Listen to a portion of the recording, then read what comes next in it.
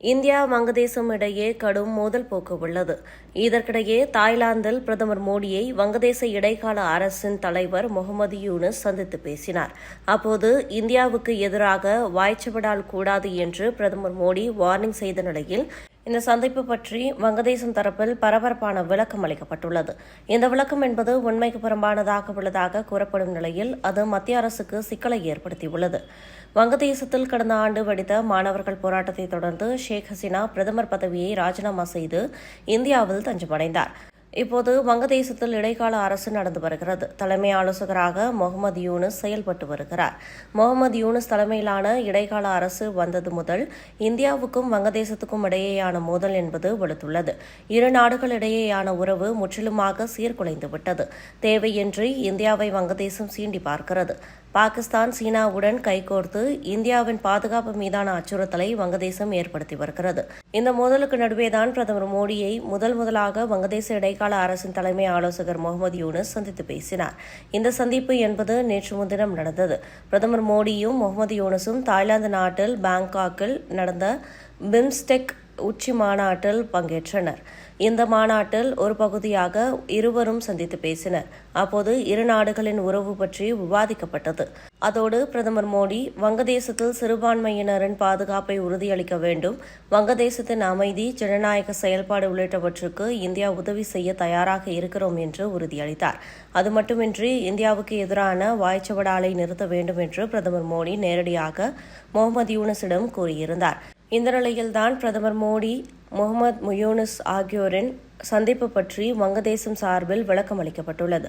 இது தொடர்பாக முகமது யூனுஸின் செய்தி பிரிவு செயலாளர் ஷபியல் ஆலம் தனது ஃபேஸ்புக் பக்கத்தில் கூறியிருப்பது, இருதரப்பு பேச்சுவார்த்தையின் போது முகமது யூனுஸிடம் பிரதமர் மோடி மரியாதையாக நடந்து கொண்டார்.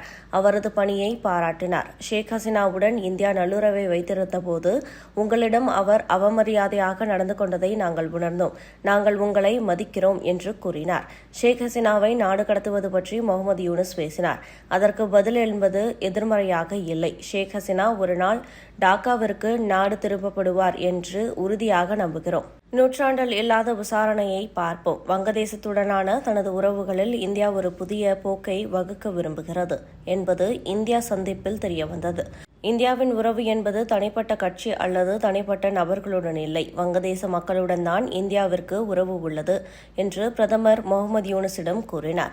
முகமது யூனுஸ் ஏற்கனவே பலமுறை கூறியது போல இந்தியாவுடன் நல்ல உறவை விரும்புகிறோம் என்று கூறியிருந்தார். இது பரஸ்பர மரியாதை, நியாயம், சமத்துவம் ஆகியவற்றின் அடிப்படையில் இருக்கும் என்றும் கூறியிருந்தார். வங்கதேசத்தின் முகமது யூனுஸின் செய்தி தொடர்பு செயலாளர் இப்படி கூறினாலும் கூட ஷேக் ஹசீனாவை நாடு கடத்துவது பற்றி இரு தலைவர்களும் பேசியதற்கான அடிப்படை ஆதாரம் என்பது இல்லை. இது வங்கதேசம் மீதான நல்ல நம்பிக்கை குறித்து கேள்வி எழுப்புகிறது. இது பற்றி இந்தியாவின் தரப்பில் இன்னும் எந்த விளக்கமும் அளிக்கப்படவில்லை. முன்னதாக ஷேக் ஹசீனாவை நாடு கடத்த வேண்டும் என்று தொடர்ந்து வங்கதேசம் கூறி வந்தது. பிரதமர் மோடிக்கு முகமது யூனுஸின் இடைக்கால அரசு தரப்பில் கடிதமும் எழுதப்பட்டது. ஆனால் இந்தியா பதிலளிக்கவில்லை. இதன் மூலம் ஷேக் ஹசீனாவை நாடு கடத்த முடியாது என்று இந்தியா கூறியுள்ளது.